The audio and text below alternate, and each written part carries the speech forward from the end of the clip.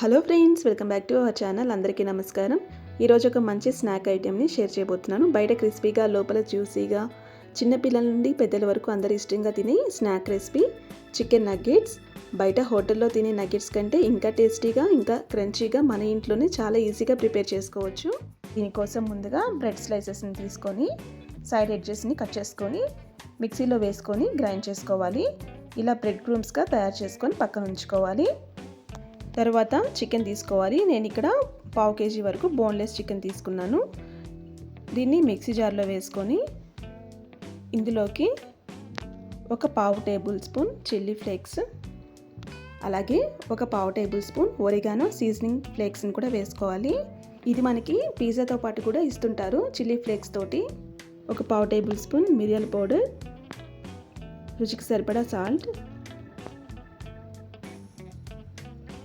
4-5 వెల్లుల్లి రెబ్బలు, అలాగే ఒక చిన్న కట్ చేసుకున్న ఆనియన్, కొంచెం కొత్తిమీర, 1/2 table spoon garam masala, 1/2 table spoon ధనియాల పౌడర్, అలాగే మనం ముందుగా తయారు చేసుకున్న బ్రెడ్ క్రూమ్స్ని ఒక 2-3 టేబుల్ స్పూన్స్ వరకు వేసుకోవాలి. ఈ మొత్తాన్ని గ్రైండ్ చేసుకొని ఇలా పేస్ట్లా తయారు చేసుకోవాలి. ఇప్పుడు దీని మీద 1 టేబుల్ స్పూన్ ఆయిల్ వేసుకొని ఇలా సాఫ్ట్గా ప్రెస్ చేసుకోవాలి. ఇలా ఒకసారి మొత్తాన్ని కలుపుకున్న తర్వాత చిన్న ముద్దలుగా చేసుకొని మనకి నచ్చిన షేప్లో నగ్గెట్స్ని ప్రిపేర్ చేసుకోవాలి. ఇలా మొత్తాన్ని ప్రిపేర్ చేసుకొని పక్కన ఉంచుకోవాలి.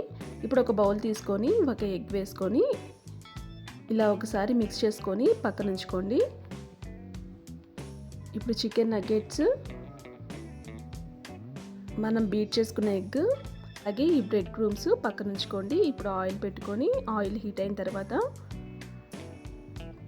మనం తయారు చేసుకున్న నగ్గెట్స్ని ఈ ఎగ్లో వేసుకొని ఇలా బాగా అప్లై చేయాలి. తర్వాత దీన్ని బ్రెడ్ క్రూమ్స్లో వేసుకొని ఇలా బాగా డిప్ చేసుకోవాలి. ఇలా ప్రిపేర్ చేసుకున్న నగ్గెట్స్ని మనం హీట్ చేసుకున్న ఆయిల్లో వేసుకొని ఒక్కొక్కటిగా వేసుకుంటూ ఫ్రై చేసుకోవాలి. లో ఫ్లేమ్లో ఉంచుకొని ఒక్కొక్కటిగా వేసుకుంటూ టర్న్ చేసుకుంటూ ఫ్రై చేసుకోవాలి.